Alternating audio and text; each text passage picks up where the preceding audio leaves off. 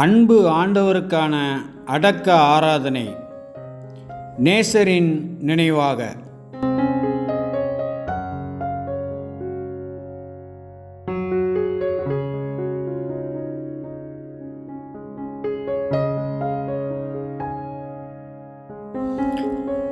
அன்பு ஆண்டவருக்கான அடக்க ஆராதனை நேசரின் நினைவாக.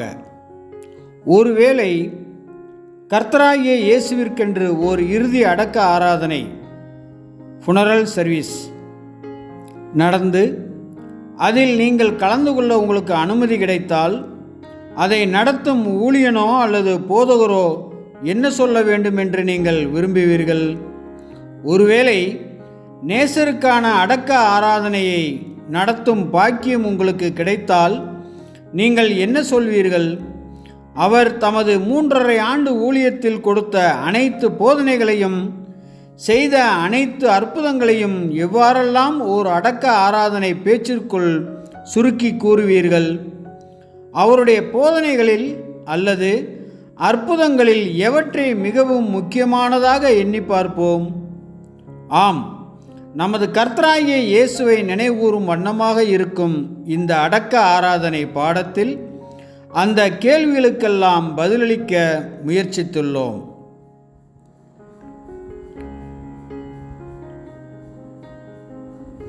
தன்னிகரில்லாத மனிதரில் மாணிக்கம். நண்பர்களே, இப்பூமியில் ஒப்பில்லாத வாழ்க்கை வாழ்ந்து ஈடுபலியாக மரித்த அந்த ஒரு மனிதனுக்காக நாம் இங்கு கூடியிருக்கிறோம். அவர் தன்னிகரில்லாத ஒரு மனிதனானவர். அவரது இந்த வாழ்க்கை நம் ஒவ்வொருவர் மீதும் குறிப்பிடத்தக்க தாக்கத்தை ஏற்படுத்தியுள்ளது. முழு மனுக்குல வரலாற்றின் போக்கையும் தனித்தனியாக நம் ஒவ்வொருவருடைய வாழ்க்கையையும் மாற்றி அமைக்கும் அளவிற்கு அது மிகவும் ஆழமானதாக இருந்தது. அவர் இல்லை என்றால் நாம் இப்போது இருப்பது போல் இருந்திருக்க மாட்டோம். இப்போது இதை வாசித்து கொண்டிருக்கவும் மாட்டோம். அவரை குறித்தே பின்வருமாறு பதிவு செய்யப்பட்டுள்ளது: அவராலே அன்றி வேறொருவராலும் இரட்சிப்பு இல்லை. நாம் இரட்சிக்கப்படும்படிக்கு வானத்தின் கீழெங்கும் மனுஷர்களுக்குள்ளே அவருடைய நாமமே அல்லாமல் வேறொரு நாமம் கட்டளையிடப்படவும் இல்லை. அப்போஸ்தலர் 4:12. யோவான் ஸ்நானகன் கிறிஸ்து இயேசுவை பற்றி பின்வருமாறு சாட்சி அளித்தார்: குமாரனிடத்தில் விசுவாசமாயிருக்கிறவன் நித்திய ஜீவனை உடையவனாயிருக்கிறான். குமாரனை விசுவசியாதவனோ ஜீவனை காண்பது இல்லை. தேவனுடைய கோபம் அவன் மேல் நிலை நிற்கும். யோவான் 3:36. நம்மால் அவர் மூலமாக மட்டுமே தேவனுக்கு முன்பாக நிற்க முடியும்.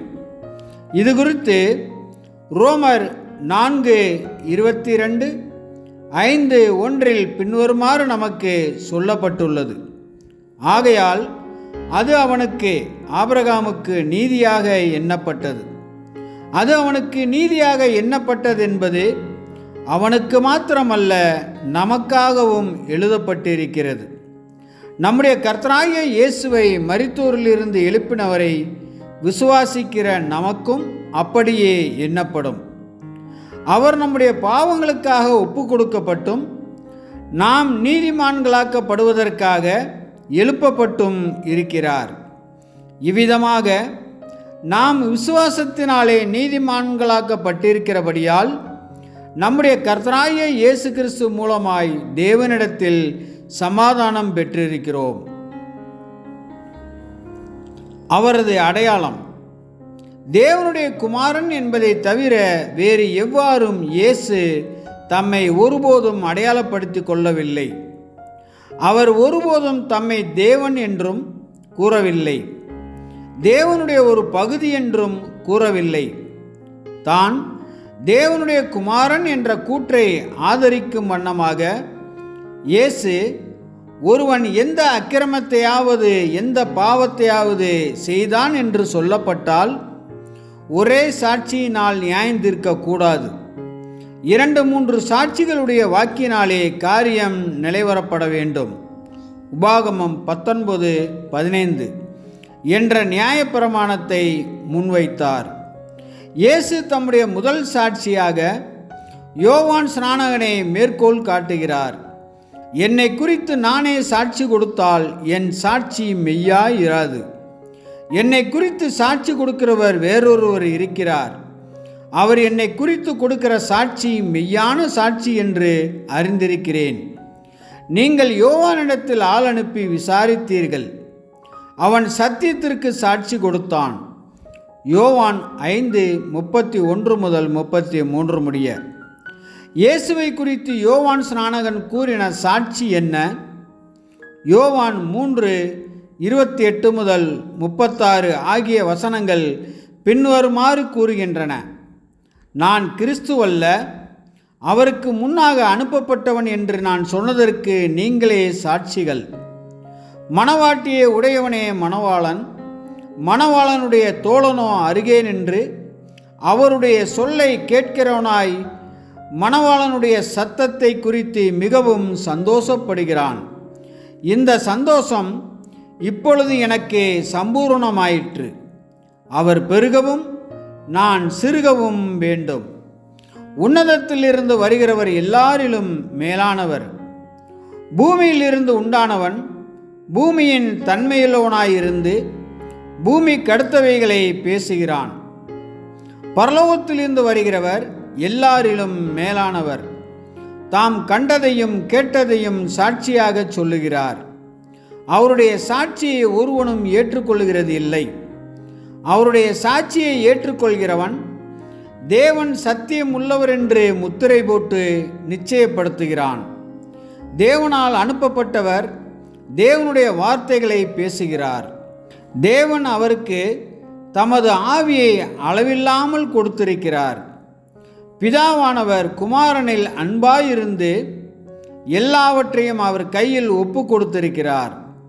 குமாரனிடத்தில் விசுவாசமாயிருக்கிறவன் நித்திய ஜீவனை உடையவனாயிருக்கிறான். குமாரனை விசுவாசியாதவன் எவனோ ஜீவனை காண்பதில்லை. தேவனுடைய கோபம் அவன் மேல் நிலைநிற்கும் என்றார். இங்கே இயேசு தேவனுடைய குமாரன் என்றும் அதற்கு மேல் எதுவும் இல்லை என்றும் யோவான் எவ்வாறு சொல்கிறார் என்பதை கவனித்தீர்களா? பின்னர் இயேசு யோவான் 5:36 தம்முடைய இரண்டாவது சாட்சியை மேற்கோள் காட்டுகிறார். யோவானுடைய சாட்சியை பார்க்கிலும் மேன்மையான சாட்சி எனக்கு உண்டு. அதென்னவெனில், நான் நிறைவேற்றும்படிக்கு பிதாவானவர் எனக்கு கற்பித்ததும் நான் செய்து வருகிறதுமான கிரியைகளே பிதா என்னை அனுப்பினார் என்று என்னை குறித்து சாட்சி கொடுக்கிறது. இயேசு என்ன கிரியைகளை செய்தார்? கர்த்தராகிய இயேசு செய்த 3 முக்கிய வகையான கிரியைகள் இருக்கின்றன. அவை: 1. முதல் வகை, அவர் செய்த பல அற்புதங்கள். மத்தேயு 16:9-10 வரையிலான வசனப்பகுதி 2 அற்புதங்களை சுருக்கமாக கூறுகிறது. 5000 பேருக்கு உணவளிக்க 5 அப்பங்களும் 4000 பேருக்கு உணவளிக்க 7 அப்பங்களும் போதுமானவையாக இருந்தது என்றும், எல்லாரும் சாப்பிட்டது போக உணவு மீதமிருந்தது என்றும் அது தெளிவாக கூறுகிறது. 2. இரண்டாம் வகை கிரியை, கர்த்தராகிய இயேசு செய்த பல குணப்படுத்துதல்கள். இவற்றில் மிகப்பெரிய குணப்படுத்துதலாகிய பிறவியிலேயே பார்வை இல்லாதிருந்த ஒரு மனிதன் சொஸ்தமடைந்து பார்வை பெற்றது குறித்து யோவான் 9ஆம் அதிகாரத்தில் பதிவு செய்யப்பட்டுள்ளது. 3. அவர் செய்த கடைசி மற்றும் மிக பெரிய வகை கிரியை என்னவெனில், ஏற்கனவே மரித்து போன நபர்களை மீண்டும் ஜீவனுக்கு கொண்டு வந்ததாகும். அவர் யார் என்பதற்கான சான்றாக அவர் பின்வரும் 3 அற்புதங்களை செய்தார். 1. லூக்கா 7:11-16 ஒரு விதவையின் மகன் மரித்து போய் அடக்கம் பண்ணும்படி கொண்டு போகப்படும்போது அந்த வாலிபனை மீண்டும் உயிர்ப்பித்தார். 2. லூக்கா 8:41-51 அவர் யவீருவின் மகளை மீண்டும் உயிர்ப்பித்தார். 3. யோவான் 11 ஏற்கனவே மரித்து அடக்கம் செய்யப்பட்ட லாசருவை மீண்டும் உயிர்ப்பித்தார். மத தலைவர்களும் மற்றவர்களும் இயேசு செய்த கிரியைகளை அடையாளங்களாக, அற்புதங்களாக அடையாளங்கண்டனர். யோவான் 3:1-2 இயேசுவுக்கும் நிக்கோதேமுக்கும் இடையே நடந்த உரையாடலை கவனியுங்கள். யூதருக்குள்ளே அதிகாரியான நிக்கோதேமு என்னப்பட்ட பரிசேயன் ஒருவன் இருந்தான். அவன் ராக்காலத்திலே இயேசுவினிடத்தில் வந்து, ரபி, நீர் தேவனிடத்தில் இருந்து வந்த போதகர் என்று அறிந்திருக்கிறோம். ஏனெனில் ஒருவனும் தன்னுடனே தேவன் இராவிட்டால் நீர் செய்கிற இப்படிப்பட்ட அற்புதங்களை செய்ய மாட்டான் என்றான். பிறவிலேயே பார்வை இல்லாதிருந்து பிறகு பார்வை பெற்றுக்கொண்ட மனிதனும் கூட இந்த அற்புதத்தை ஒரு அடையாளமாக அங்கீகரித்தான். யோவான் 9:30-33 வரை. குணப்படுத்தப்பட்ட மனிதன் அதற்கு அந்த மனுஷன், அவர் என் கண்களை திறந்திருந்தும் அவர் எங்கே இருந்து வந்தவர் என்று நீங்கள் அறியாதிருக்கிறது ஆச்சரியமான காரியம். பாவிகளுக்கு தேவன் செவி கொடுக்கிறது இல்லை என்று அறிந்திருக்கிறோம். ஒருவன் தேவபக்தி உள்ளவனாயிருந்து அவருக்கு சித்தமானதை செய்தால் அவனுக்கு செவி கொடுப்பார். பிறவி குருடனுடைய கண்களை ஒருவன் திறந்தான் என்று உலகம் உண்டானது முதல் கேள்விப்பட்டதில்லையே. அவர் தேவனிடத்திலிருந்து வராதிருந்தால் ஒன்றும் செய்ய மாட்டாரே என்றான். இறுதியாக கர்த்தராகிய இயேசுவின் மூலம் தேவன் கிரியை செய்து வந்தார் என்பதை அப்போஸ்தலர் அடையாளம் கண்டு அதனை அறிவித்தனர். அப்போஸ்தலர் 2:22. அப்போஸ்தலனாகிய பேதுரு, நீங்கள் அறிந்திருக்கிறபடி நசரேயனாகிய இயேசுவை தேவன் உங்களுக்குள்ளே பலத்த செய்கைகளையும் அற்புதங்களையும் அடையாளங்களையும் நடப்பித்து அவைகளினாலே அவரை உங்களுக்கு வெளிப்படுத்தினார். இயேசு தம்முடைய 3வது சாட்சியை மேற்கோள் காட்டி யோவான் 5:37 பின்வருமாறு கூறுகிறார்: என்னை அனுப்பின பிதாதாமே என்னை குறித்து சாட்சி கொடுத்திருக்கிறார். நீங்கள் ஒரு காலம் அவர் சத்தத்தை கேட்டதுமில்லை, அவர் ரூபத்தை கண்டதும் இல்லை. பிதாவும் இயேசுவை குறித்து 2 முறை சாட்சி கொடுத்தார். 2 முறையும் இயேசு தம்முடைய குமாரன் என்றே கூறினார். 1. முதல் முறை இயேசுவின் ஞானஸ்நானத்தின் போது நடந்தது. இது லூக்கா 3:21-22 ஆகிய வசனங்களில் பதிவு செய்யப்பட்டுள்ளது. ஜனங்கள் எல்லாரும் ஞானஸ்நானம் பெற்றபோது இயேசுவும் ஞானஸ்நானம் பெற்று ஜெபம் பண்ணுகையில் வானம் திறக்கப்பட்டது. பரிசுத்த ஆவி ரூபம் கொண்டு புறாவை போல் அவர் மேல் இறங்கினது. வானத்திலிருந்து ஒரு சத்தமும் உண்டாகி, நீர் என்னுடைய நேசகுமாரன், உம்மில் பிரியமாயிருக்கிறேன் என்று உரைத்தது. 2. இரண்டாவது முறை இயேசு மறுரூபமாகும் போது நடந்தது. இது மத்தேயு 17:2-5 ஆகிய வசனங்களில் பதிவு செய்யப்பட்டுள்ளது. அவர்களுக்கு முன்பாக மறுரூபமானார். அவர் முகம் சூரியனைப் போல பிரகாசித்தது. அவர் வஸ்திரம் வெளிச்சத்தைப் போல வெண்மையாயிற்று. அவன் பேசுகையில், இதோ ஒளியுள்ள ஒரு மேகம் அவர்கள் மேல் நிழலிட்டது. இவர் என்னுடைய நேச குமாரன், இவரில் பிரியமாயிருக்கிறேன், இவருக்கு செவிகொடுங்கள் என்று அந்த மேகத்திலிருந்து ஒரு சத்தம் உண்டாயிற்று. தேவனிடத்திலிருந்து வந்தால் ஒழிய யாரும் இம்மாதிரியான கிரியைகளை செய்ய முடியாது. அவரது வாழ்க்கை.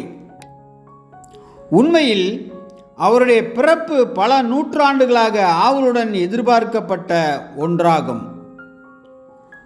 இருப்பினும் தக்க நேரம் வந்தபோது அவருடைய தாயாராகிய மரியாள் தான் கன்னிகையாக இருக்க தனக்கேற்பட்ட கர்ப்பத்தால் மிகவும் ஆச்சரியப்பட்டார். அவருடைய வருங்கால கணவர் அதை அறிந்ததும் அவர் அவளை மணக்க விரும்பவில்லை.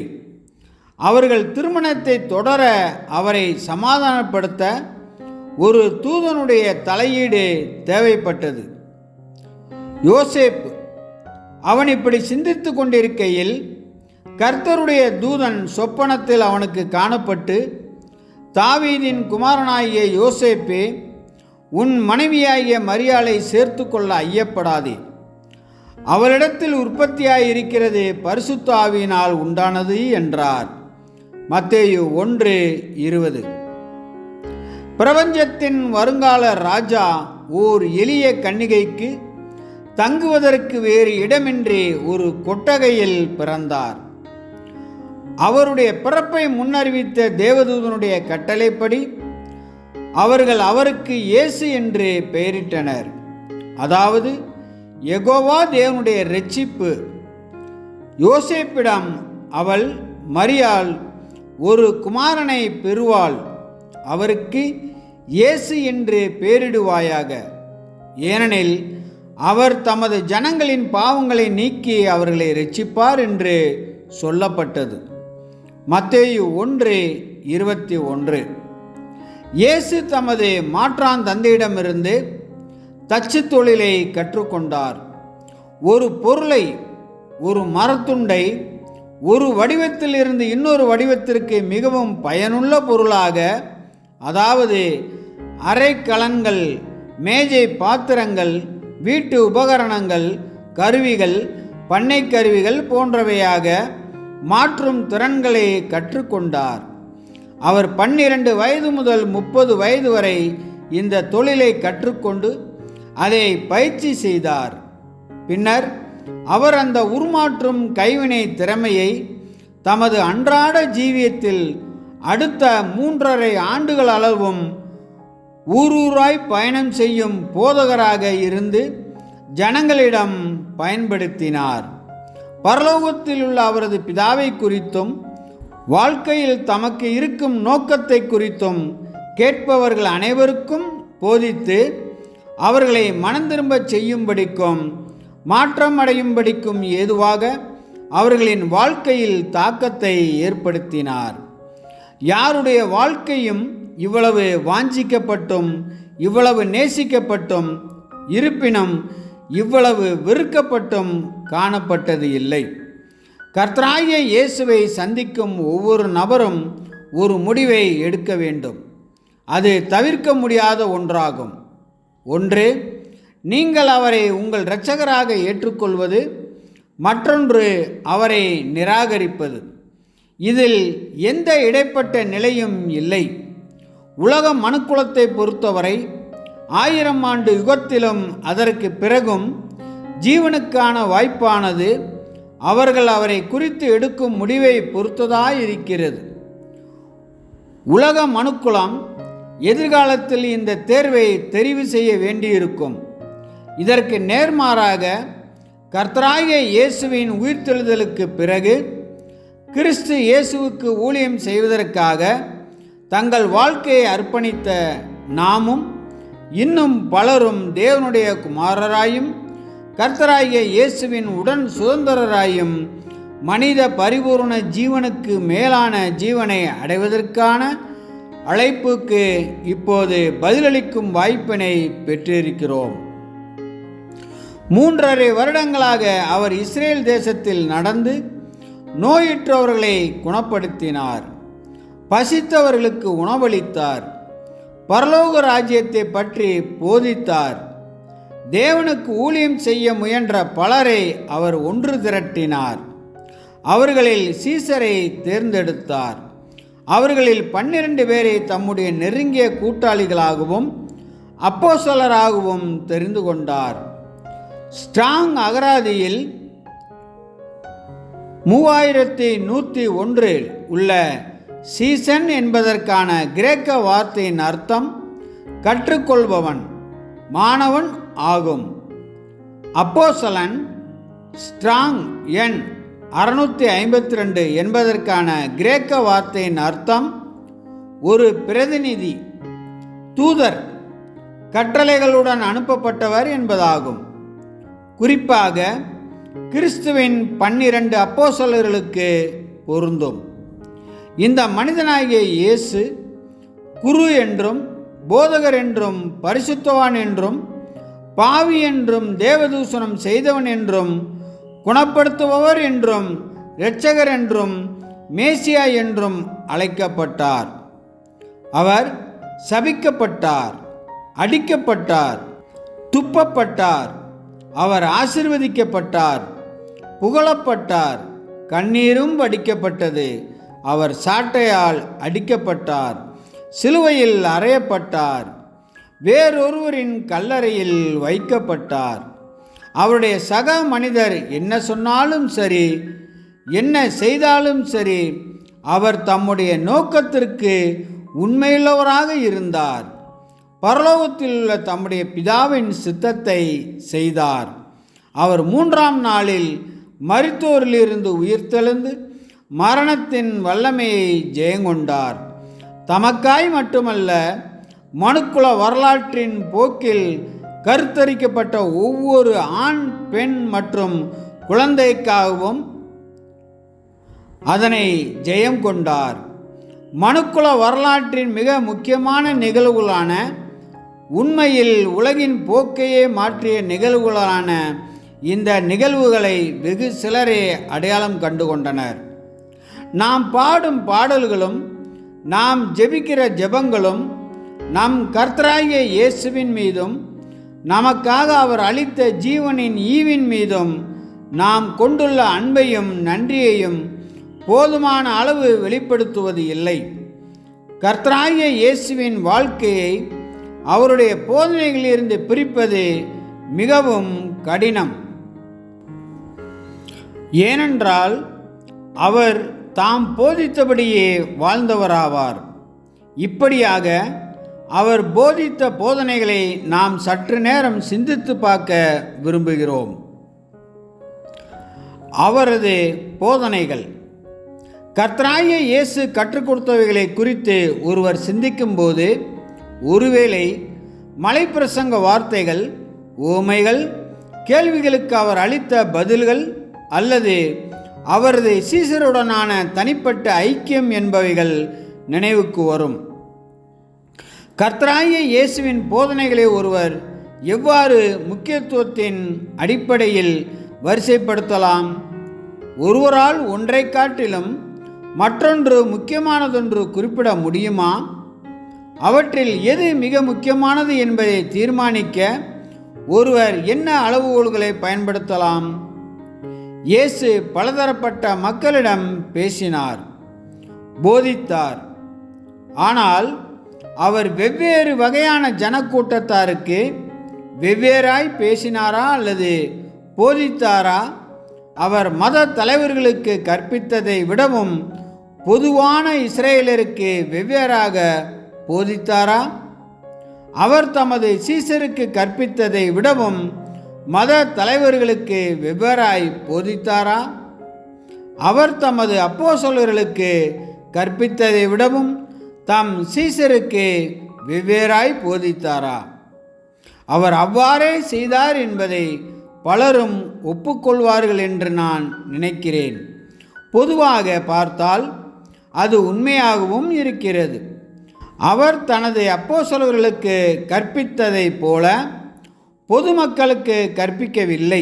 இருப்பினும் அவருடைய போதனைகள் அனைத்தும் கேட்பவர் எந்த வகை மக்களாக இருந்தாலும் சரி, அவர்களை சுவிசேஷ யுகத்தில் தேவனுடைய புத்திரராக நெருக்கமான உறவுக்குள் கொண்டு வருவதற்கு கொடுக்கப்பட்டன. அதனை கேட்பவர் பதிலளித்து அவர்கள் கேட்டுக்கொண்டிருந்த செய்தியை பின்பற்றும் போது அவர்கள் கர்த்தராகிய இயேசுவிடம் நெருங்கி வந்தார்கள்.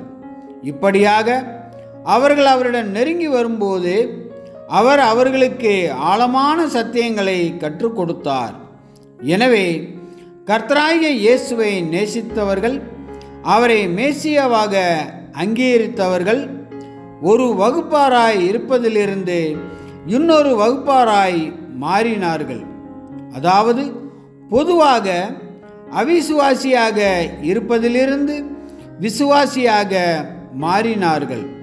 அவர்கள் பொது இஸ்ரேலர் அல்லது மத தலைவர்கள் எனும் வகுப்பாரிலிருந்து சீசர் வகுப்பாராய் மாறினார்கள்.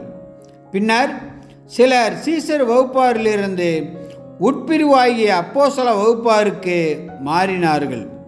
ஆனால் நம்முடைய கர்த்தராகிய இயேசுவின் மரணம் மற்றும் உயிர்த்தெழுதலுக்கு பிறகு பலர் அந்த வகையான வகுப்பாரிலிருந்து குமாரத்துவ வகுப்பாருக்கு மாறினார்கள்.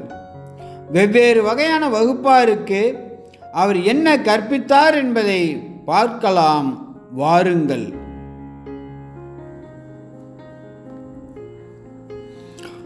பொதுவான இஸ்ரேலர். யோவான் ஸ்நானகனின் மரணத்தை குறித்து கேள்விப்பட்ட பிறகு இயேசு நாசரேத்தை விட்டு வெளியேறி கலிலேயாவுக்கு சென்று கப்பர்நகூமில் குடியேறினார். மத்தேயு 4:17 அது முதல் இயேசு மனந்திரும்புங்கள், பரலோக ராஜ்யம் சமீபித்திருக்கிறது என்று பிரசங்கிக்க தொடங்கினார் என்று சொல்லப்பட்டுள்ளது.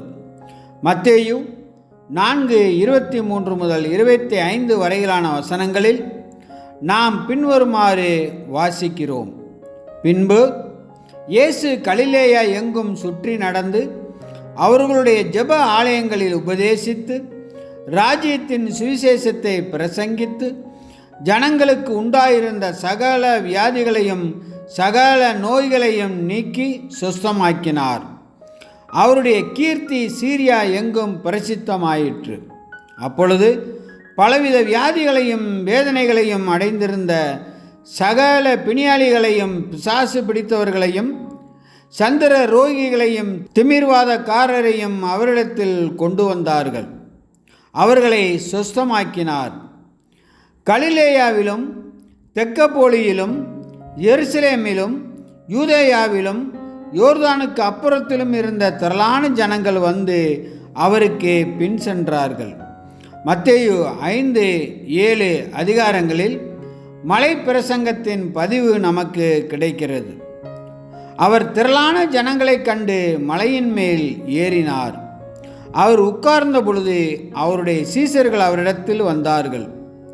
அப்பொழுது அவர் தமது வாயை திறந்து அவர்களுக்கு உபதேசித்து சொன்னது என்னவென்றால், மத்தேயு 5:1-2 அவர் மலை பிரசங்க போதனைகள் என்று நாம் அழைக்கும் போதனையுடன் தொடங்கினார். மத்தேயு 5:3-12 முடிய. ஆவியில் எளிமையுள்ளவர்கள் பாக்கியவான்கள், பரலோக ராஜ்யம் அவர்களுடையது. துயரப்படுகிறவர்கள் பாக்கியவான்கள், அவர்கள் ஆறுதல் அடைவார்கள். சாந்த குணமுள்ளவர்கள் பாக்கியவான்கள், அவர்கள் பூமியை சுதந்திரித்துக் கொள்வார்கள். நீதியின் மேல் பசிதாகம் உள்ளவர்கள் பாக்கியவான்கள், அவர்கள் திருப்தி அடைவார்கள். இரக்கமுடையவர்கள் பாக்கியவான்கள், அவர்கள் இரக்கம் பெறுவார்கள். இருதயத்தில் சுத்தமுள்ளவர்கள் பாக்கியவான்கள், அவர்கள் தேவனை தரிசிப்பார்கள். சமாதானம் பண்ணுகிறவர்கள் பாக்கியவான்கள், அவர்கள் தேவனுடைய புத்திரர் எனப்படுவார்கள். நீதி நிமித்தம் துன்பப்படுகிறவர்கள் பாக்கியவான்கள், பரலோக ராஜ்யம் அவர்களுடையது. என் நிமித்தம் உங்களை நிந்தித்து துன்பப்படுத்தி பலவித தீமையான மொழிகளையும் உங்கள் பேரில் பொய்யாய் சொல்வார்களானால் பாக்கியவான்களாய் இருப்பீர்கள். சந்தோஷப்பட்டு களிகூறுங்கள், பரலோகத்தில் உங்கள் பலன் மிகுதியாயிருக்கும்.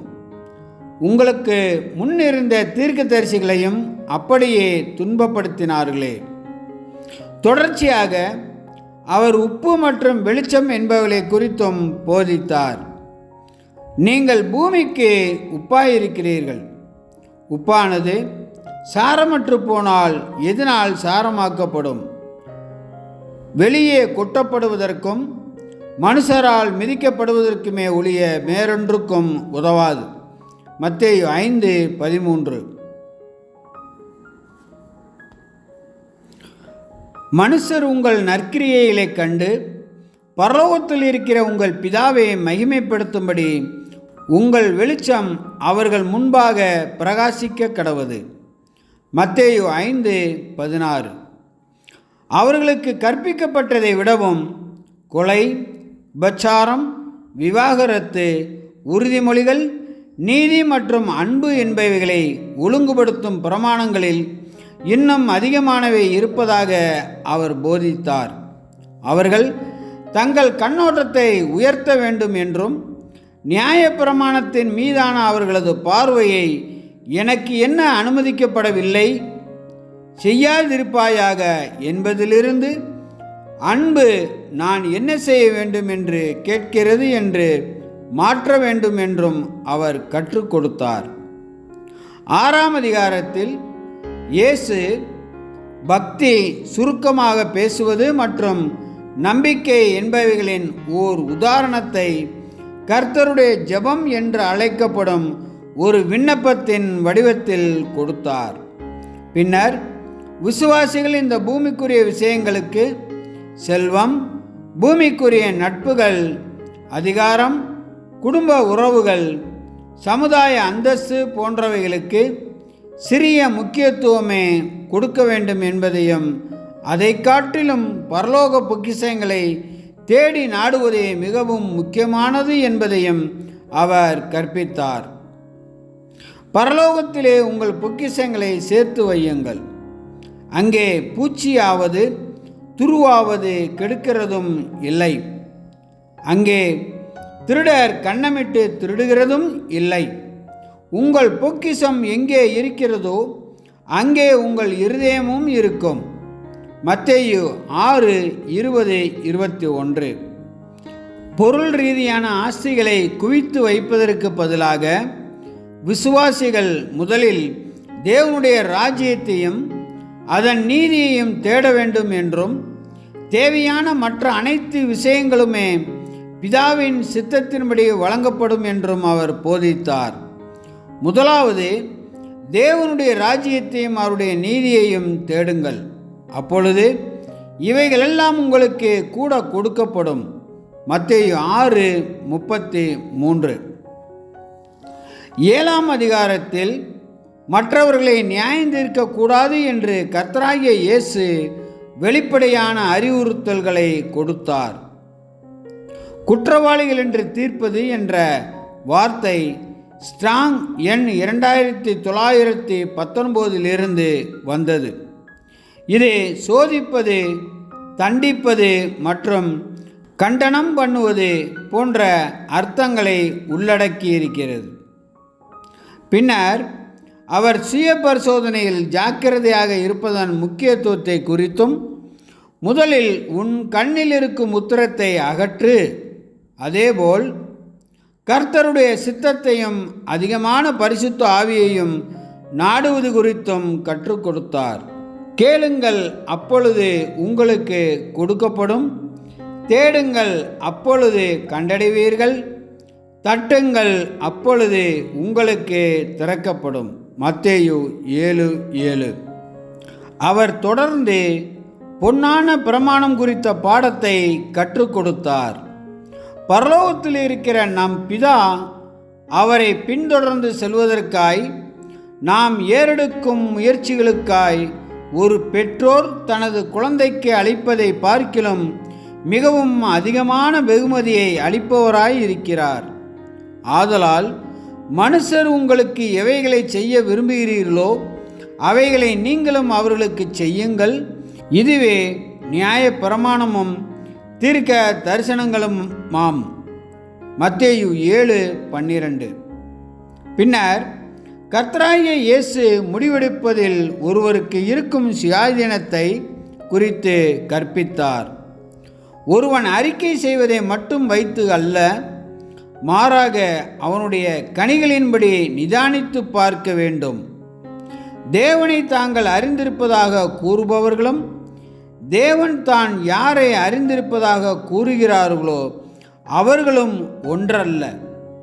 பரலோகத்தில் இருக்கிற என் பிதாவின் சித்தத்தின்படி செய்கிறவனே பரலோக ராஜ்யத்தில் பிரவேசிப்பானே அல்லாமல் என்னை நோக்கி கர்த்தாவே கர்த்தாவே என்று சொல்லுகிறவன் அதில் பிரவேசிப்பது இல்லை. மத்தேயு 7:21. இந்த மலைப்பிரசங்கம் ஓர் உவமையுடன் முடிகிறது. கிறிஸ்து இயேசு என்னும் அஸ்திபாரத்தின் மீது விசுவாசம் மற்றும் குணாதிசயத்தின் கட்டமைப்பை கட்டுபவர்கள் புயல்களிலிருந்து தப்பித்துக் கொள்கிறார்கள். அவ்வாறு செய்யாதவர்கள் தப்பி பிழைக்க மாட்டார்கள். பெருமழை சொரிந்து பெருவெள்ளம் வந்து காற்று அடித்து அந்த வீட்டின் மேல் மோதியும் அது விழவில்லை. ஏனென்றால் அது கண்மலையின் மேல் அஸ்திபாரம் போடப்பட்டிருந்தது. நான் சொல்லிய இந்த வார்த்தைகளை கேட்டு இவைகளின்படி செய்யாதிருக்கிறவன் எவனோ அவன் தன் வீட்டை மணலின் மேல் கட்டின புத்தியில்லாத மனுஷனுக்கு ஒப்பிடப்படுவான். மத்தேயு 7:25 முதல் 26. இந்த போதனைகள் கேட்பவரை உயர எழும்பச் செய்து இன்னும் நெருங்கி வரும்படி செய்வதையே நோக்கமாக கொண்டிருந்தன. அவை குணலட்சணம் மற்றும் நடத்தை பற்றிய அடிப்படை சத்தியங்களை உள்ளடக்கியிருந்தது. இப்போது அடுத்த வகையான வகுப்பாரை கருத்தில் கொள்வோமாக. மத தலைவர்கள். நிக்கோதேமுவுக்கும் கர்த்தராகிய இயேசுவுக்கும் இடையிலான சம்பாஷணையை குறித்து நாம் அறிந்திருக்கலாம். நிக்கோதேமு இயேசுவிடம் வந்து அவர் தேவனால் அனுப்பப்பட்ட ஒரு போதகர் என்பதை அறிந்திருப்பதாக தெரிவித்தார். அதற்கு இயேசு, ஒருவன் மறுபடியும் பிறவாவிட்டால் தேவனுடைய ராஜ்யத்தை காண மாட்டான். யோவான் 3:3 என்று பதிலளித்தார். அதாவது, உண்மையில் இருதய மாற்றமடையாமல் பரிசுத்த ஆவியின் ஜெனிப்பித்தல் இல்லாமல் கிறிஸ்துவை அங்கீகரிப்பதில் ஒப்புக்கொள்வதில் எந்த பலனும் இல்லை என்று நிக்கோதேமுவிடம் கூறினார். தொடர்ந்து கர்த்தராகிய இயேசு நிக்கோதேமுக்கு இன்னும் சில காரியங்களை போதித்தார். வாட் பாஸ்டர் ரசல் செட் என்னும் கேள்வி புத்தகத்தில் பக்கம் 796 நாம் பின்வருவனவற்றை மேற்கோள் காட்டுகிறோம். எந்த யூதனும் கர்த்தராகிய இயேசுவை பின்பற்றுவோராகி ராஜ்யத்துக்குள் நுழைய முடியாது. முதலில் அவர் இந்த சீர்திருத்தத்தை கடவுளிடம் திரும்புதல் மற்றும் இருதயம் மற்றும் வாழ்க்கையின் மனம் திரும்புதல் மற்றும் சீர்திருத்தத்தை அங்கீகரித்தல் அனுபவித்து தண்ணீரால் பிறந்தார் என்று ஞானஸ்நானம் பெறாதவரை இதற்கு கூடுதலாக ஆவியின் பிறப்பு இருக்க வேண்டும். பின்னர் உயிர்த்து எழுதலில் ஆவி இயல்புக்கு பிறப்பு, ஆவியால் பிறந்தவர். இருதயம் மற்றும் மனதின் இந்த முழுமையான சீர்திருத்தத்தை அனுபவிப்பவர்கள், உயிர்த்தெழுதலில் மாற்றப்பட்டவர்கள் மட்டுமே கடவுளின் ராஜ்யத்தில் நுழைவார்கள். பொதுவாக நிக்கோதேமுவின் விசுவாச குறைச்சல் அல்லது அவர் தைரியத்தில் குறைவுபட்டிருந்தது குறித்து அதிகம் கூறப்பட்டுள்ளது. ஆனால் கர்த்தராகிய இயேசு அவ்வாறு எதுவும் சொல்லவில்லை. நாம் கவனிக்க வேண்டியது என்னவென்றால், மற்ற பரிசேயருக்கு முன்பாக இயேசுவுக்காக நின்றவர் நிக்கோதேமு. கர்த்தராகிய இயேசுவை அடக்கம் செய்தபோது நியாயப்பிரமாணத்தின் கீழ் தன்னை தீட்டும் அசுத்தமும் படுத்தி கொண்டவர் நிக்கோதேமு. இது அவரை பஸ்காவில் பங்கேற்க விடாமல் தடுத்தது. இதனையும் மத்தேயு 23 மத தலைவர்களை பற்றி கர்த்தராகிய இயேசு கூறியதையும் வேறுபடுத்தி பாருங்கள். பெரும்பாலும் அந்த அதிகாரத்தில் அவர்களின் மாய்மாலம், போதனைகள் மற்றும் ஆவிக்குரிய குருட்டுத்தன்மை என்பவைகளை கண்டனம் பண்ணியிருப்பார். அதில் அவர் 8 முறை ஐயோ என்றும், அவர்களை 4 முறை குருடர் என்றும், 2 முறை மதிகேடர் என்றும், தலா 1 முறை சர்ப்பங்கள் மற்றும் விரியன் பாம்பு குட்டிகள் என்றும் அழைத்திருந்தார். மத தலைவர்கள் என்பவர்கள் காரியங்களை நன்றாக அறிந்திருக்க வேண்டும் என்பதால் அவர் எல்லாரை காட்டிலும் அவர்களிடமே மிகவும் அதிக கடுமையுடன் நடந்து கொண்டார். அவர்கள் மேய்ப்பராகவும் போதகராகவும் இருந்தனர். மேலும் அவர்கள் பார்த்ததாக கூறினர். உண்மையில் அவர்கள் அவ்வாறு இல்லை. இந்த காரணங்களுக்காக இயேசு அவர்களை இஸ்ரேல் தேசத்திற்கு முன்பாக பதில் சொல்ல கடமைப்பட்டுள்ள பொறுப்பாளிகளாக நிறுத்தினார். மத தலைவர்களில் பலர் மற்ற இஸ்ரேலரைப் போலவே அவர் சொன்ன போதனைகளை கேட்டார்கள். ஆனால் அவர்களின் ஸ்தானமும் பெருமையும் அவர்களை அவரிடம் நெருங்கி வரவும் தங்களுடைய அணுகுமுறையை மாற்றிக்கொள்ளவும் தடையாக இருந்தன. எனவே அவர்களின் இருதய கடினத்தன்மை மற்றும் பார்வை குறைபாடுக்காக எஜமானர் அவர்களை ஒட்டுமொத்தமாக கண்டித்தார். நாம் கருத்தில் கொள்ள விரும்பும் மூன்றாவது வகையான வகுப்பார் சீசர்கள். சுயத்தை மறுதலிப்பது, வெறுப்பது. இது சம்பந்தமான போதனை குறித்து பின்வரும் 3 உதாரணங்களை கூர்ந்து கவனியுங்கள். 1. அப்பொழுது இயேசு தம்முடைய சீசர்களை நோக்கி, ஒருவன் என்னை பின்பற்றி வர விரும்பினால் அவன் தன்னைத்தான் வெறுத்து தன் சிலுவையை எடுத்துக்கொண்டு என்னை பின்பற்ற கடவன். மத்தேயு 16:24. அதற்கு இயேசு, களைப்பையின் மேல் தன் கையை வைத்து பின்னிட்டு பார்க்கிற எவனும் தேவனுடைய ராஜ்யத்துக்கு தகுதியுள்ளவன் அல்ல என்றார். லூக்கா 9:62. அப்பொழுது இயேசு ஜனங்களை அனுப்பிவிட்டு வீட்டுக்கு போனார். அவருடைய சீசர்கள் அவரிடத்தில் வந்து, நிலத்தின் களைகளை பற்றிய உவமையை எங்களுக்கு வெளிப்படுத்த வேண்டும் என்று கேட்டார்கள். மத்தேயு 13:36. இயேசுவின் போதனைகளில் காணப்படும் அழுத்தம் மற்ற வகையான வகுப்பாரிடமிருந்து எவ்வாறு வேறுபடுகிறது என்பதை கவனித்தீர்களா? பொதுவான இஸ்ரேலருக்கு அவர் ஒழுக்கம், கொள்கைகள், குணலட்சணம் மற்றும் நடத்தை என்பவைகளை போதித்தார். சீசருக்கு அவர் சுயத்தை மறுதலிப்பது, வெறுப்பது, தியாகம் மற்றும் அர்ப்பணிப்பு ஆகியவற்றை போதித்தார். இயேசு பொது ஜனங்களிடம் பல உவமைகளை பேசிய போதும் அது சம்பந்தமான விளக்கங்களை அவர் தமது சீசருக்கே வழங்கினார். யோவான் 6 பதிவு செய்யப்பட்டுள்ளபடி இயேசுவுக்கும் அவருடைய சீசருக்கும் இடையிலான உரையாடலை நீங்கள் அறிந்திருக்க வாய்ப்பு உள்ளது. நீண்ட அந்த உரையாடலின் ஒரு சில பின்வரும் பகுதிகளை கவனியுங்கள். நானே வானத்திலிருந்து இறங்கின ஜீவ அப்பம். இந்த அப்பத்தை புசிக்கிறவன் என்றென்றைக்கும் பிழைப்பான். நான் கொடுக்கும் அப்பம் உலகத்தின் ஜீவனுக்காக நான் கொடுக்கும் என் மாம்சமே என்றார். இயேசு அவர்களை நோக்கி, நீங்கள் மனுஷகுமாரனுடைய மாம்சத்தை புசியாமலும் அவருடைய இரத்தத்தை பானம் பண்ணாமலும் இருந்தால் உங்களுக்குள்ளே ஜீவனில்லை என்று மெய்யாகவே மெய்யாகவே உங்களுக்கு சொல்லுகிறேன்.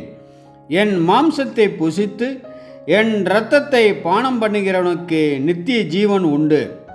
நான் அவனை கடைசி நாளில் எழுப்புவேன். என் மாம்சம் மெய்யான போஜனமாய் இருக்கிறது, என் இரத்தம் மெய்யான பானமாய் இருக்கிறது. என் மாம்சத்தை புசித்து என் இரத்தத்தை பானம் பண்ணுகிறவன் என்னிலே நிலைத்திருக்கிறான், நானும் அவனிலே நிலைத்திருக்கிறேன். அவருடைய சீசரில் அநேகர் இவைகளை கேட்டபொழுது, இது கடினமான உபதேசம், யார் இதை கேட்பார்கள் என்றார்கள். சீசர்கள் அதை குறித்து முறுமுறுக்கிறார்கள் என்று இயேசு தமக்குள்ளே அறிந்து அவர்களை நோக்கி, இது உங்களுக்கு இடரலாயிருக்கிறதோ?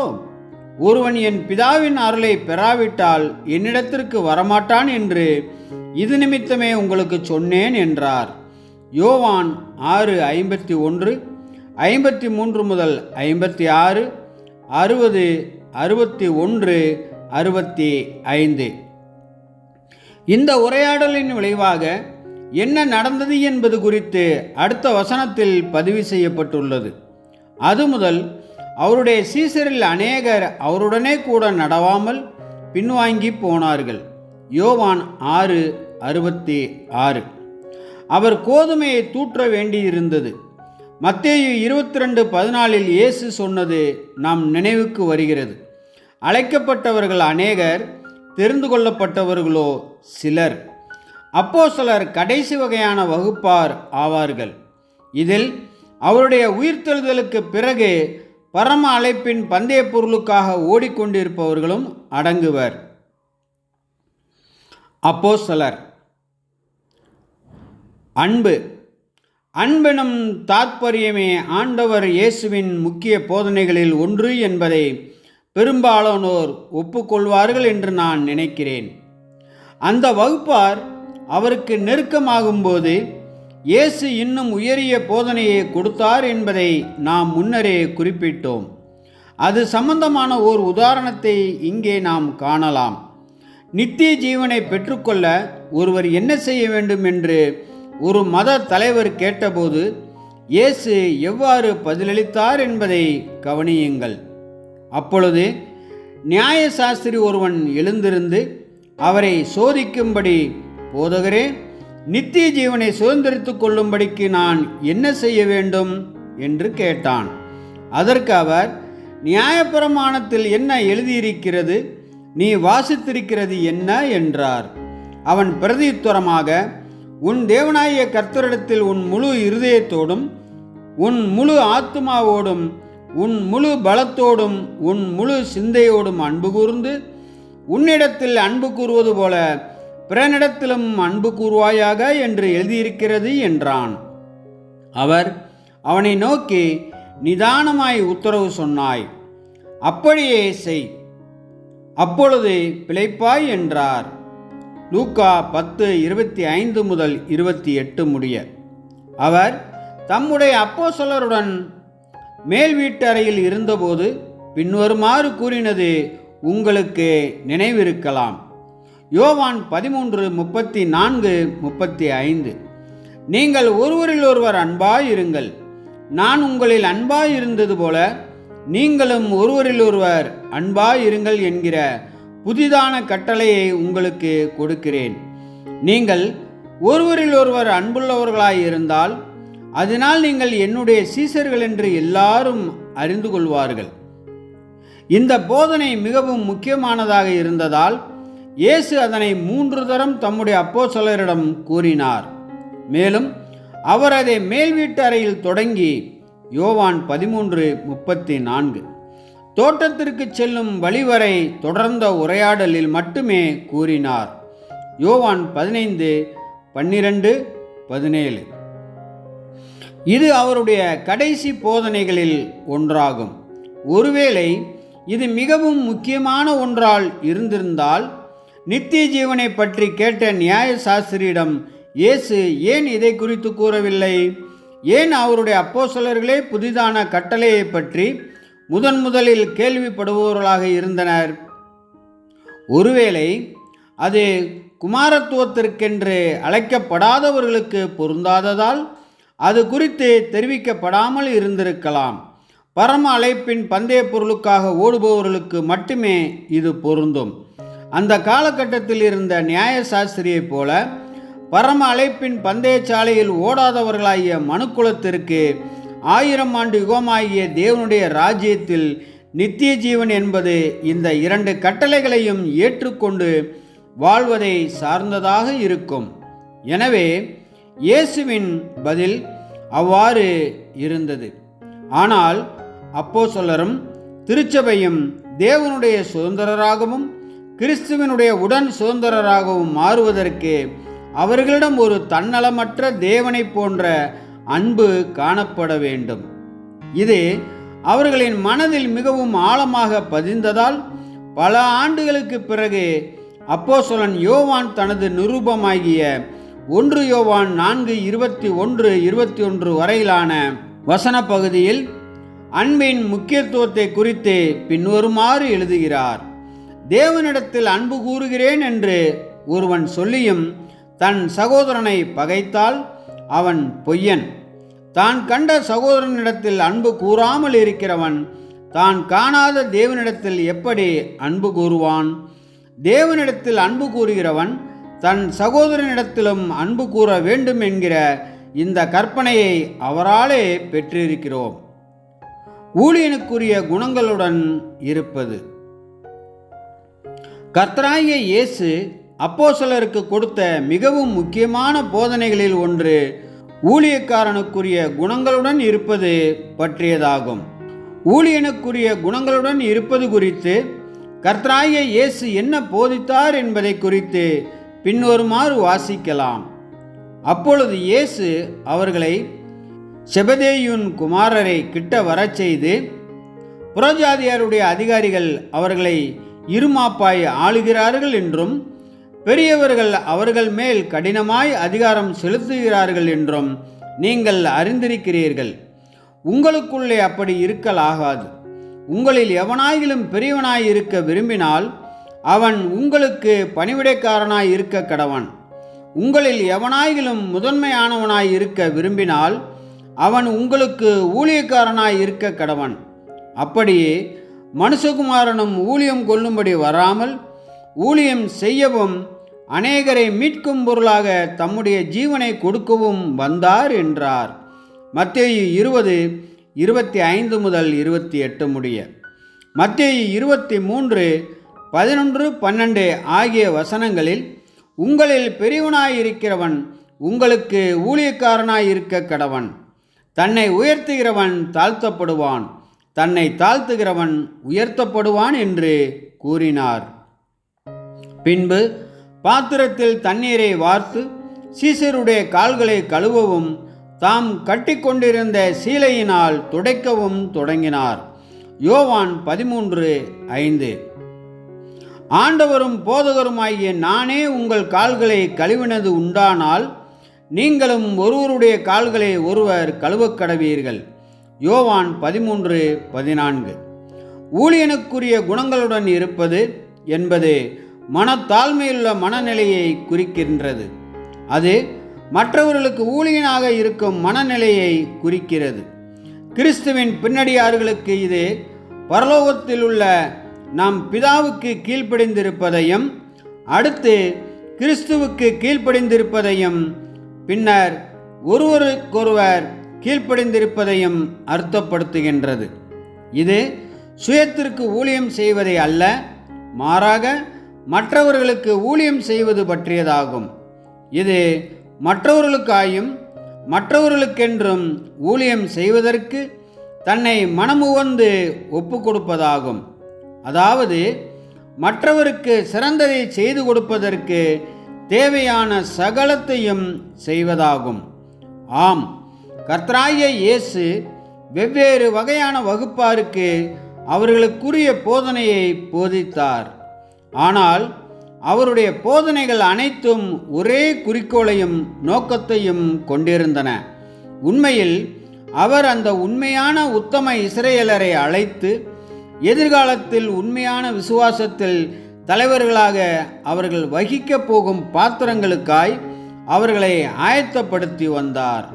ஒவ்வொரு வகுப்பாருக்குமான அவருடைய போதனைகள் மிகவும் குறிப்பிட்டதாகவும், எதிர்காலத்தில் அவர் இல்லாமல் அவர்கள் ஆற்ற வேண்டியிருக்கும் பணிக்காக அவர்கள் ஆயத்தப்படுவதை கட்டாயமாக கேட்பதாகவும் மாறியது.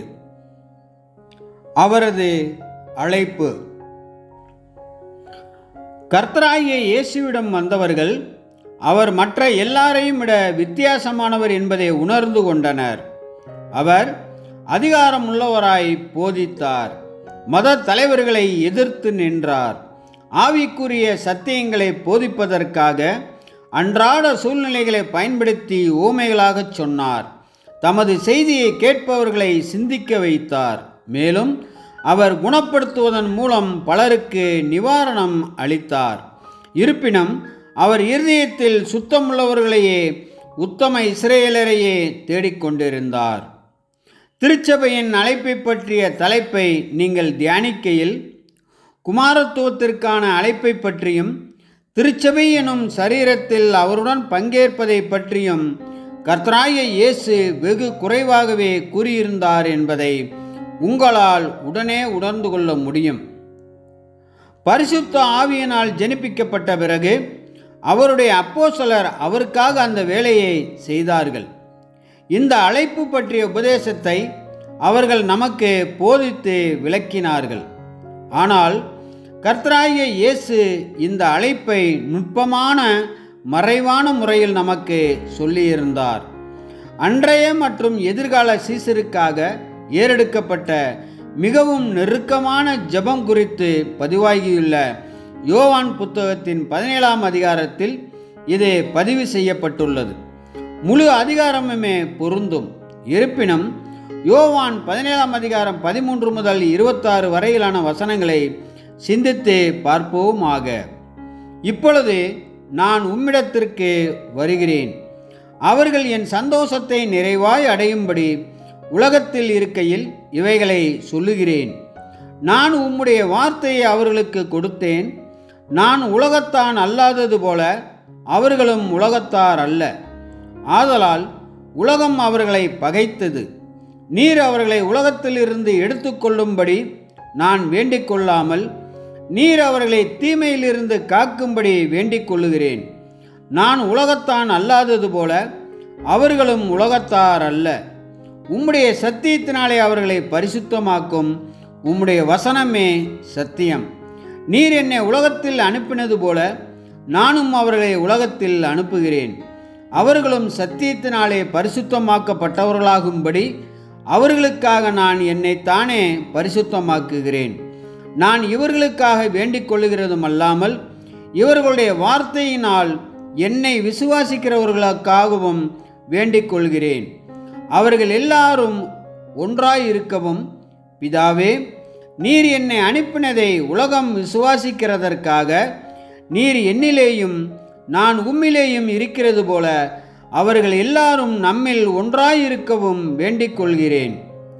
நாம் ஒன்றாயிருக்கிறது போல அவர்களும் ஒன்றாயிருக்கும்படி நீர் எனக்கு தந்த மகிமையை நான் அவர்களுக்கு கொடுத்தேன். ஒருமைப்பாட்டில் அவர்கள் தேர்ந்தவர்களாய் இருக்கும்படிக்கும் என்னை நீர் அனுப்பினதையும் நீர் என்னில் அன்பாயிருக்கிறது போல அவர்களிலும் அன்பாயிருக்கிறதையும் உலகம் அறியும்படிக்கும் நான் அவர்களிலும் நீர் என்னிலும் இருக்கும்படி வேண்டிக் கொள்கிறேன். பிதாவே, உலகத் தோற்றத்திற்கு முன் நீர் என்னில் அன்பாயிருந்தபடியினால் நீர் எனக்கு தந்த என்னுடைய மகிமையை நீர் எனக்கு தந்தவர்கள் காணும்படியாக நான் எங்கே இருக்கிறேனோ அங்கே அவர்களும் என்னுடனே கூட இருக்க விரும்புகிறேன். நீதியுள்ள பிதாவே, உலகம் உம்மை அறியவில்லை, நான் உம்மை அறிந்திருக்கிறேன். நீர் என்னை அனுப்பினதை இவர்களும் அறிந்திருக்கிறார்கள். நீர் என்னிடத்தில் வைத்த அன்பு அவர்களிடத்தில் இருக்கும்படிக்கும் நானும் அவர்களில் இருக்கும்படிக்கும் உம்முடைய நாமத்தை அவர்களுக்கு தெரியப்படுத்தினேன், இன்னமும் தெரியப்படுத்துவேன் என்றார். யோவான் 17:13 முதல் 26 வரை. அவரது மரணமும் மரபுரிமை சொத்தும். இயேசு சிலுவையில் அறையப்படுவதற்கு சுமார் 70 ஆண்டுகளுக்கு முன்பு கிமு 8ஆம் நூற்றாண்டில் ஏசாயா தீர்க்கதரிசி கர்த்தராகிய இயேசுவின் மரணத்தை பற்றிய தீர்க்க தரிசனத்தை உரைத்திருந்தார். இது குறைந்தது 40 ஆண்டுகள் அளவும் நீடித்த இஸ்ரேல் மற்றும் யூதாவின் 4 ராஜாக்களாகிய உசியா, யோதாம், ஆகாஸ் மற்றும் எசேக்கியா என்பவருடைய காலத்தில் எழுதப்பட்ட ஒன்றாகும். ஏசாயா 53 அதிகாரமானது அந்த பாடுபடும் ஊழியன் பற்றின மாபெரும் தீர்க்க தரிசனம் என்று அழைக்கப்படுகிறது. ஏசாயா 53:5, 6, 8, 12 ஆகிய வசனங்களில் பின்வருமாறு வாசிக்கின்றோம். நம்முடைய மீறுதல்களின் நிமித்தம் அவர் காயப்பட்டு நம்முடைய அக்கிரமங்களின் நிமித்தம் அவர் நொறுக்கப்பட்டார். நமக்கு சமாதானத்தை உண்டு பண்ணும் ஆக்கினை அவர் மேல் வந்தது. அவருடைய தழும்புகளால் குணமாகிறோம். நாம் எல்லாரும் ஆடுகளைப் போல வழி தப்பித் திரிந்து அவனவன் தன் தன் வழியிலே போனோம். கர்த்தரோ நம் எல்லாருடைய அக்கிரமத்தையும் அவர் மேல் விழப்பண்ணினார். இடுக்கணிலும் நியாய தீர்ப்பிலும் இருந்து அவர் எடுக்கப்பட்டார். அவருடைய வம்சத்தை யாரால் சொல்லி முடியும்? ஜீவனுள்ளோருடைய தேசத்திலிருந்து அறுப்புண்டு போனார். என் ஜனத்தின் மீறுதலின் நிமித்தம் அவர் வாதிக்கப்பட்டார். அவர் தம்முடைய ஆத்துமாவை மரணத்தில் ஊற்றி அக்கிரமக்காரரில் ஒருவராக எண்ணப்பட்டு அநேகருடைய பாவத்தை தாமே சுமந்து அக்கிரமக்காரருக்காக வேண்டிக் கொண்டது நிமித்தம் அநேகரை அவருக்கு பங்காக கொடுப்பேன். பலவான்களை அவர் தமக்கு கொள்ளையாக பங்கிட்டு கொள்வார். பொதுவாக கர்த்தராகிய இயேசுவிற்கு நடந்த விசாரணைகள் மற்றும் சோதனைகள் என்பவைகளில் வெளிப்பட்ட நியாயமற்ற தன்மை மற்றும் சட்ட விரோதம் குறித்தும் சதுசேயரும் பரிசேயரும் எவ்வாறு ஒரு பொதுவான எதிரியை அகற்றுவதற்காக ஒன்று கூடினர் என்பது குறித்தும் பொய்ச்சாட்சிகள் குறித்தும் பரபாசை விடுவிக்கும்படி ஜனக்கூட்டம் கூச்சலிட்டது குறித்தும் சிலுவை மரணத்தின் கொடூரமான செயல்முறை குறித்தும் அதிகம் சொல்லப்பட்டுள்ளது. இவை அனைத்தும் உண்மைதான் என்றாலும் நினைவில் கொள்ள வேண்டிய மிக முக்கியமான விஷயம் என்னவென்றால், கர்த்தராகிய இயேசுவிடம் எந்த நேரத்திலும் இந்த செயல்முறையை நிறுத்துவதற்கான பரலோக மற்றும் மன ரீதியான உதவி ஆதாரங்கள் காணப்பட்டன என்பதாகும். ஆனால் அவர் அவைகளை பயன்படுத்தவில்லை. அவரால் பயன்படுத்தியிருக்க முடியும் என்றாலும் அவர் அவ்வாறு செய்யவில்லை. அவ்வாறு செய்யாமல் ஈடுபலியாக தம் உயிரை கொடுத்த நேயனுக்காய் நாம் எவ்வளவாய் நன்றி கடன் பட்டிருக்கிறோம். அவரை பற்றி அப்போஸ்தலர் என்ன சொல்கிறார்கள் என்பதை கவனியுங்கள். அவரை விசுவாசிக்கிறவன் எவனோ அவன் அவருடைய நாமத்தினாலே பாவ மன்னிப்பை பெறுவான் என்று தீர்க்கதரிசிகள் எல்லாரும் அவரை குறித்தே சாட்சி கொடுக்கிறார்கள் என்றான். அப்போஸ்தலர் 10:43. ஆதலால் சகோதரரே, இவர் மூலமாய் உங்களுக்கு பாவ மன்னிப்பு உண்டாகும் என்று அறிவிக்கப்படுகிறதென்றும், மோசேயின் நியாய பிரமாணத்தினாலே நீங்கள் எவைகளில் நின்று விடுதலையாகி நீதிமான்களாக்கப்படக்கூடாது இருந்ததோ, விசுவாசிக்கிறவன் எவனும் அவைகளில் நின்று இவராலே விடுதலையாகி நீதிமானாக்கப்படுகிறான் என்றும் உங்களுக்கு தெரிந்திருக்க கடவது. அப்போஸ்தலர் 13:38-39. நான் அடைந்ததும் உங்களுக்கு பிரதானமாக ஒப்புவித்ததும் என்னவென்றால், கிறிஸ்துவானவர் வேத வாக்கியங்களின்படி நமது பாவங்களுக்காக மரித்து அடக்கம் பண்ணப்பட்டு வேத வாக்கியங்களின்படி 3ஆம் நாளில் உயிர்த்தெழுந்து 1 கொரிந்தியர் 15:3-4 அவருடைய கிருபையின் ஐஸ்வர்யத்தின்படியே இவருடைய இரத்தத்தினாலே பாவ மன்னிப்பாகிய மீட்பு இவருக்குள் நமக்கு உண்டாயிருக்கிறது. எபேசியர் 1:7. நாம் பாவங்களுக்கு செத்து நீதிக்கு பிழைத்திருக்கும்படிக்கு அவர்தாமே தமது சரீரத்திலே நம்முடைய பாவங்களை சிலுவையின் மேல் சுமந்தார். அவருடைய தழும்புகளால் குணமானீர்கள். 1 பேதுரு 2:24. கர்த்தராகிய இயேசு நமக்கு விட்டு சென்ற மரபுரிமை சொத்து குறித்தும் அதை நாம் எவ்வாறு சிறப்பாக பயன்படுத்தலாம் என்பது குறித்தும் அப்போஸ்தலனாகிய பவுல் என்ன கூறுகிறார் என்பதை கவனியுங்கள். தமக்கு முன்பாக நாம் அன்பில் பரிசுத்தமுள்ளவர்களும் குற்றமில்லாதவர்களுமாய் இருப்பதற்கு அவர் உலகத் தோற்றத்திற்கு முன்னே கிறிஸ்துவுக்குள் நம்மை தெரிந்து கொண்டபடியே பிரியமானவருக்குள் தாம் நமக்கு தந்தருளின தம்முடைய கிருபையின் மகிமைக்கு புகழ்ச்சியாக தம்முடைய தயவுள்ள சித்தத்தின்படியே நம்மை இயேசு கிறிஸ்து மூலமாய் தமக்கு சுவிகார புத்திரராகும்படி முன் குறித்திருக்கிறார். எல்லா துரைத்தனத்துக்கும் அதிகாரத்துக்கும் வல்லமைக்கும் கர்த்தத்துவத்துக்கும் இம்மையில் மாத்திரமல்ல மறுமையிலும் பேர் பெற்றிருக்கும் எல்லா நாமத்துக்கும் மேலாய் அவர் உயர்ந்திருக்கத்தக்கதாக அவரை உன்னதங்களில் தம்முடைய வலது பார்சத்தில் உட்காரும்படி செய்து எல்லாவற்றையும் அவருடைய பாதங்களுக்கு கீழ்ப்படுத்தி எல்லாவற்றையும் எல்லாவற்றாலும் நிரப்புகிறவருடைய நிறைவாகிய சரீரமான சபைக்கு அவரை எல்லாவற்றிற்கு மேலாக தலையாக தந்தருளினார்.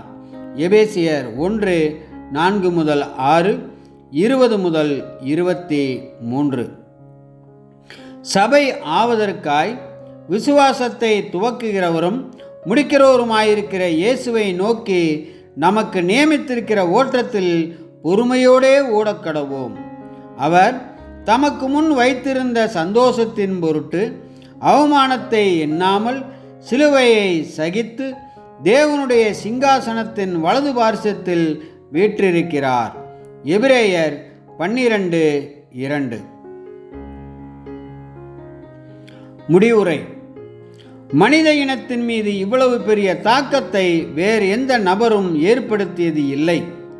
மனுஷரில் எவருக்குமே இம்மாதிரி தங்களுடைய பிறப்பு குறித்தும் தங்களுக்கான நோக்கம் குறித்தும் தங்களுடைய மரணம் குறித்தும் பல நூற்றாண்டுகளுக்கு முன்பே தீர்க்க தரிசனம் உரைக்கப்படவில்லை. இவரைப் போல வேறு யாருக்கும் தேவனுடைய அங்கீகாரம் கிடைத்தது இல்லை. மனித இனத்திற்கான மீட்கும் பொருளாக தங்கள் வாழ்க்கையை, ஒரு பரிபூர்ண வாழ்க்கையை வேறு யாரும் தியாகம் செய்யவில்லை.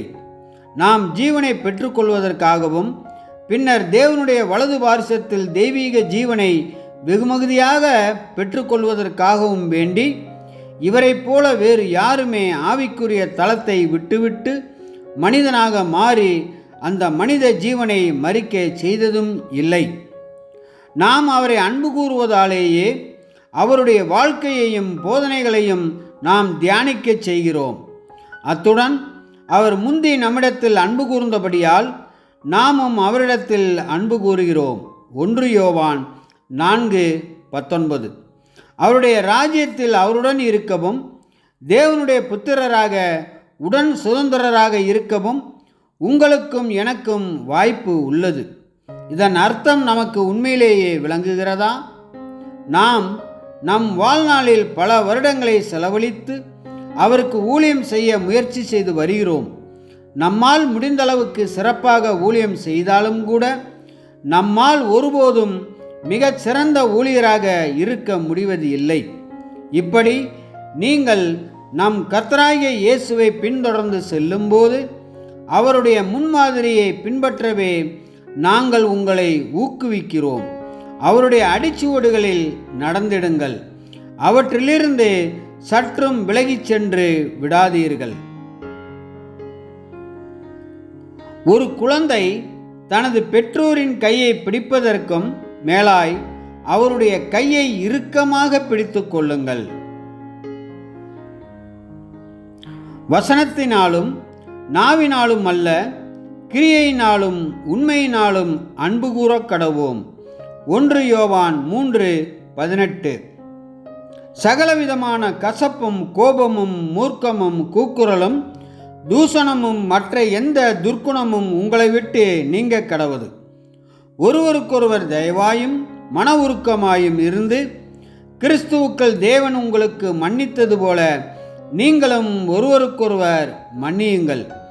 எபேசியர் 4:31-32. ஆகையால் ஏற்ற காலத்திலே தேவன் உங்களை உயர்த்தும்படிக்கு அவருடைய பலத்த கைக்குள் அடங்கியிருங்கள். 1 பேதுரு 5:6. தேவனுடைய அன்பிலே உங்களை காத்துக்கொண்டு நித்திய ஜீவனுக்கேதுவாக நம்முடைய கர்த்தராகிய இயேசு கிறிஸ்துவனுடைய இரக்கத்தை பெற காத்திருங்கள். யூதா 1:21. இந்நேரம் வரையிலும் நாம் அநேக காரியங்களை எண்ணி பார்த்தோம். முன்பு மேற்கோள் காட்டிய அதே வசனத்துடன் நிறைவு செய்கிறோம். அவராலே அன்றி வேறு ஒருவராலும் இரட்சிப்பு இல்லை.